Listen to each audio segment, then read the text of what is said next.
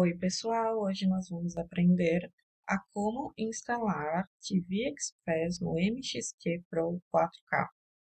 Vamos começar ativando a opção de instalar aplicativos de fontes desconhecidas. Então, para isso, vá até Configurações, entre em Segurança e depois habilite fontes desconhecidas. Em seguida, você precisa obter o arquivo APK da TV Express, que pode ser baixado diretamente no navegador do MXQ.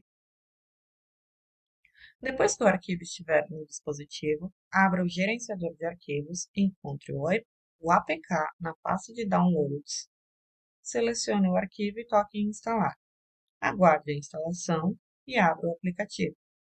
Ao abrir, você precisará inserir o seu código de ativação ou o login fornecido pelo serviço para que sejam carregados os canais. E é assim, pessoal, como se instala o aplicativo TV Express no MXQ Pro 4K.